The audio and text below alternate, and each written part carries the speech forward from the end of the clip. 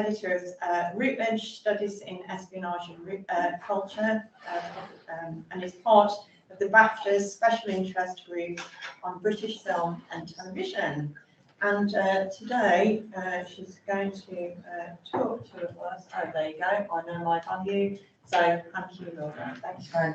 And thanks, Chris, to a really interesting paper. And actually, interestingly, one of the criticisms that was levelled at the series Marvel's Agent Carter is that its actual lack of that sense of the sisterhood, where she's very much that sort of lone figure. And while there are other female characters within it, there isn't that sense of Peggy being part of a wider network of female operatives who act in concert with her. But possibly something to look at in the discussion afterwards. Right.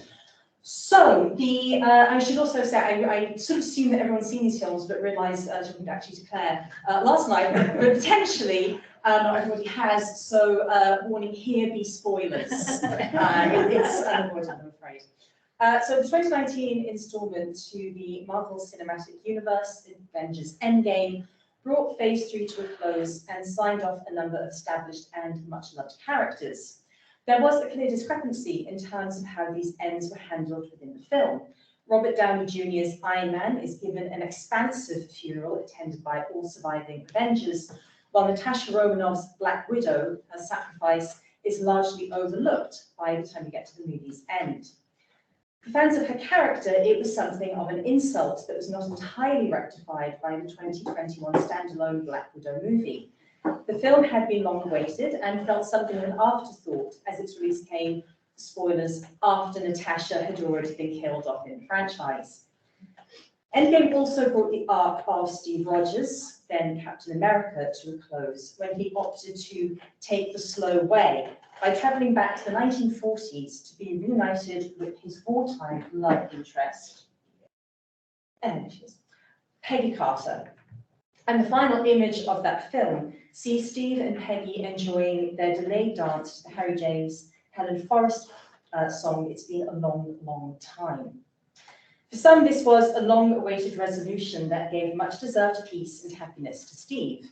For others, however, this return to the past at the moment that Peggy is still grieving the loss of Steve robbed Peggy Carter of the agency that had been one of her defining characteristics, erased the depth of her character development established in her own TV series, and reduced her to being a reward for Steve for being a good guy.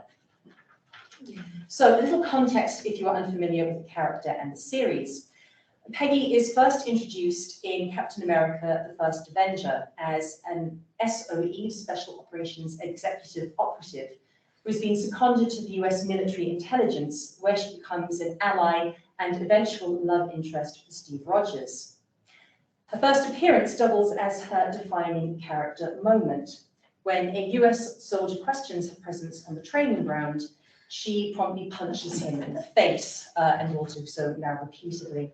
The scene establishes Peggy's physical prowess, and yeah, it just keeps going, and marks her out as exceptional in her ability to knock down a much larger male who is also a trained soldier.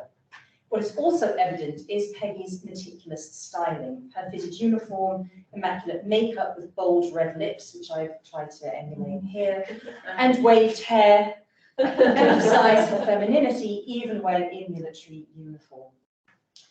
And this stylized femininity, alongside a focus on Peggy's combat skills, are carried over into the series Agent Carter, of which this is a publicity still. And Kat Mahoney's 2019 chapter on Agent Carter situates the series within post-feminist strategies of aesthetics and heteronormativity that limits the series' potential as a feminist text. And that also ties into this idea of Peggy as effectively a lone operator, completely outside of this wider sisterhood network that Chris has outlined. The hyper-stylized femininity combined with historical setting make Peggy's combat skills less threatening to the patriarchal order, as does her containment within traditional heteronormative romance. And to quote from Kat's chapter, the construction of Peggy in this way, as challenging, transgressive, yet recognizably feminine, allows her to carry out what could, on the surface, be seen as a feminist agenda, and allows the series to establish itself as discernibly feminist in tone. The series Marvel's Agent Carter ran for 2 series between 2015 and 2016, and followed Peggy Carter in the immediate post-war period in New York and later Los Angeles, seeing her deal with her grief over Steve Rogers' apparent death and the challenges faced by a professional woman in a largely male-dominated workspace. And of course, Rosie White's seminal work on the portrayal of women in spy texts makes this argument about the resonances between these representations and the real-world tensions around women in the workplace. Sidelined and usually patronized by her male colleagues, Peggy embarks on a solo covert mission to clear the name of her longtime friend Howard Stark, an endeavor that eventually brings her into direct conflict with these same colleagues and her boss. In a scene from the penultimate episode of the first series, Peggy outlines the various ways in which the men have underestimated and labelled her. And you'll be happy to know that I edited this on a Mac, so of course Microsoft has thrown the sound out of whack, but you just have to go with it, you'll get the idea. She was created. To you, I'm a stray kitten left on your doorstep to be protected. The secretary turned damsel in distress, the girl on the pedestal, transformed into some daft whore. You're behaving like children. What's far worse is that this is just shoddy police work. You were inches away from the woman that you want when you loaded me into your car. You should be looking for Dottie Underwood, who by now I assume is Chef Arabius. So Dottie Underwood referred to here is one of the chief antagonists of the first series and becomes a nemesis of a somewhat complicated sort in the second. The notions of transgression and performative femininity are more clearly signposted through the character of Dottie, who is initially presented as a bubbly blonde focused on the correct female preoccupations of marriage and motherhood. Dottie, however, is soon revealed to be a Russian-trained assassin, a graduate of an early version of the Red Room. Effectively, she is one of the first Black Widows. And her appearance in the second series codes her more clearly as a femme fatale, as you can see with her brunette hair. She's more overtly coded to be almost like the dark mirror image of Peggy Carter in the second series. And we can also see in this still the usual film noir trope of the light and shadow cast by a Venetian blind, which is often used to highlight both the constraints placed on characters as well as their moral ambiguity. So while Peggy is transgressive in her admittedly temporary rejection of marriage and motherhood in favour of her career and engagement in frontline combat, Dottie's is the more overt transgression. The first series shows her as a cold-blooded and unrepentant killer, and she's the only character who's able to match and occasionally best Peggy in a fight.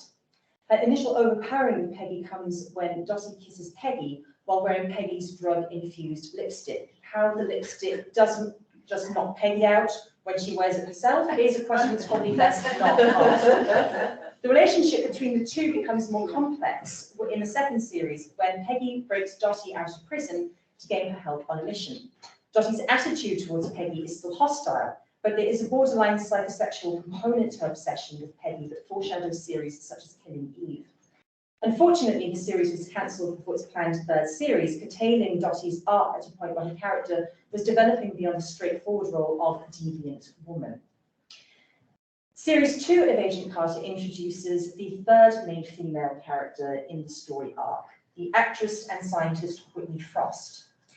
Flashbacks to Whitney's past shows her othered due to her intellect, and her mother pushing her towards using her looks as the only viable and desirable currency that she has. And the character of Whitney Frost, especially in this iteration, is very loosely inspired by the actress and also scientist Hedy Lamarr, without whom we would not have Bluetooth.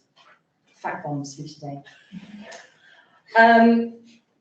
So like Dottie, Whitney initially masquerades as a traditional loving wife who is just waiting for her politician husband to be made a senator so that she can retire.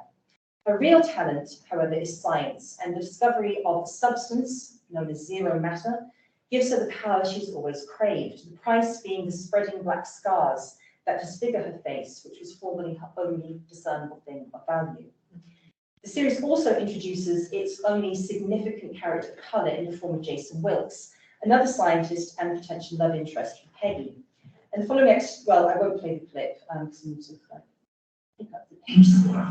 But there is a scene between Jason and Whitney which formally links the female and Black experiences of oppression and marginalization, where she says they can change the world, he says the world is fine as it is, and she immediately challenges this with the fact that he's only hired in the company he works for because he's Black, and that the chances are he's more likely to have ended up shining shoes for a living rather than being taken seriously as a scientist. And she finishes the scene by asking him if he's ever felt like a real man in America.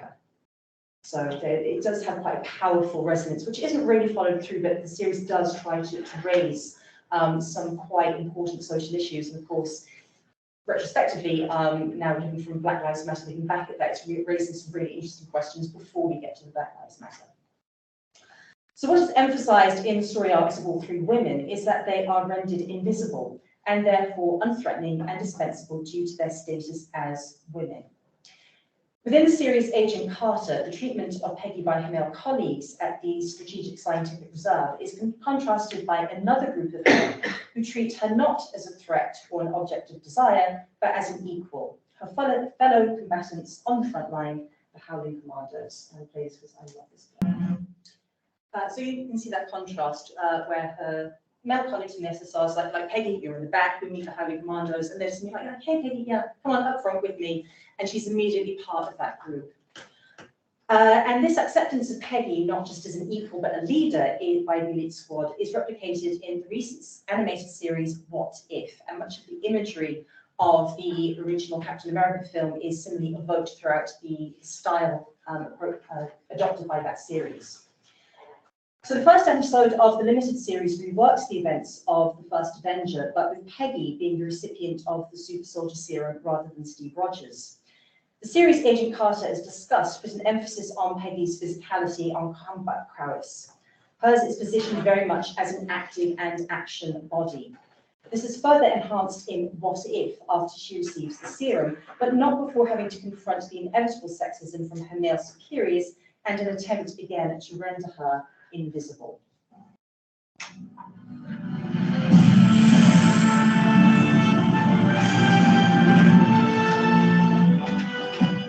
Did it work?